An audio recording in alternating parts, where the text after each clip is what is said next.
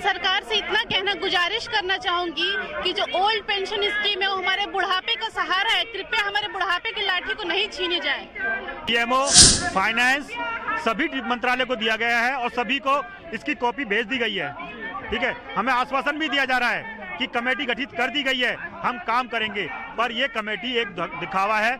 एक अपने हमारे जो परिवहन मंत्री हैं, सड़क वगैरह के गडकरी जी, नितिन गडकरी जी ने एक अपने इंटरव्यू में कहा था कि कमेटियां केवल मामलों को लटकाने के लिए नहीं होती है, मुद्दे को भटकाने के लिए होती हैं। जब काम करना होता है तो कमेटी की जरूरत नहीं, एक्शन की जरूरत होती है। तो वही काम ये कमेटी कि पिछले 5 जो सरकारों में राज्यों में जो सरकार आई है उससे केंद्रीय सरकार की आंखें खुल गई हैं।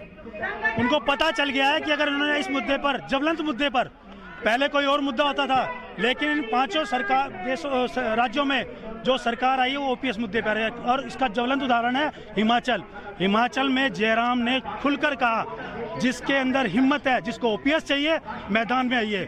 और जब मैदान में आए तो ओपीएस को घर बिठा दिया, ओपीएस ने जयराम को घर बिठा दिया। और यही हाल रहा तो कोई बड़ा दिन नहीं है जब मोदी भी घर बैठ के तुम खा लेगा। नहीं, कांग्रेस तो आ गया ना लाइन पे। 5 जो राज्य हैं कांग्रेस शासित, उसमें तो उन्होंने कर दिया है लागू, उन्होंने लागू किया क्योंकि दे रहा है दुरुस्त है। हम किसी पार्टी के साथ नहीं है, हम उनके साथ है जो हमें एनपीएस की जगह ओपीएस देगा। इसलिए तो कहा है कि कोई भी पार्टी उस मुद्दे के साथ आए हम उसके साथ हैं। इसलिए कहा है कि पेंशन वही जो कर्मचारी के मन को भाए। हमारा ये कहना है कि अगला जो भी ओपीएस को बढ़ावा देगा उन्हीं को हम वोट देंगे। 2024 के चुनाव में अगर ये नीति लागू नहीं होता है तो 2024 के चुनाव में कुछ प्रभाव पड़ेगा इस पर? आपको मैं वही बता रहा हूँ कि 2 करोड़ सरकारी कर्मचारी हैं देश भर में और एक परिवार में 5 लोग हैं, 10 करोड़। हमारा काम फिर यहाँ धरना देना नहीं होगा, हम उन 10 करोड़ लोगों को जगाएंगे और 10 करोड़ लोग जिस तरफ जाएंगे नीतियां उस तरफ लोग लागू होंगी। और ऐसा ही नहीं है, इससे अगला धरना जो है वो रामलीला मैदान में है। रामलीला मैदान में अगला होने वाले हर एक परिवार के 5-5 सदस्य, एक एम्प्लॉय के 5 से 7 सदस्य जरूर पहुंचेंगे, तब उनको अपनी पूरी पावर दिखाएंगे। ये कहते हैं कि पैसा कहाँ से आएगा। आज की डेट में 14% कंट्रीब्यूशन ऑलरेडी सरकार इसमें दे रही है।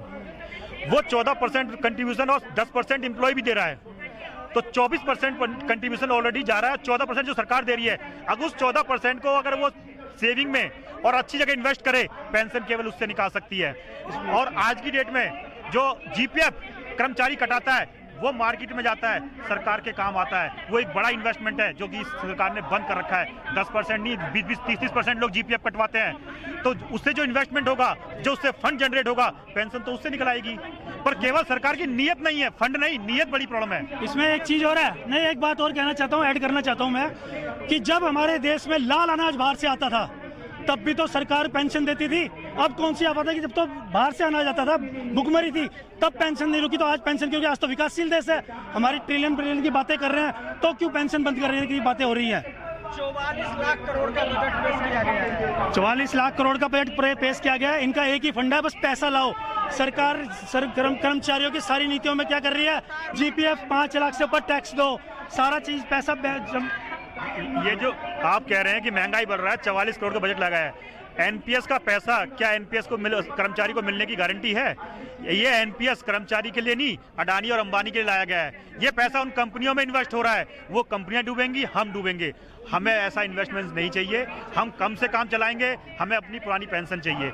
जो करोड़ों रुपए उसमें मिलने वाले हैं वो इन कंपनियों के, अडानी और अंबानी के पास जाएं, हमें पुरानी अपनी पेंशन मिले जो हमें मिल रही थी। बिल्कुल यथावत रूप में हमें वापस चाहिए। धन्यवाद।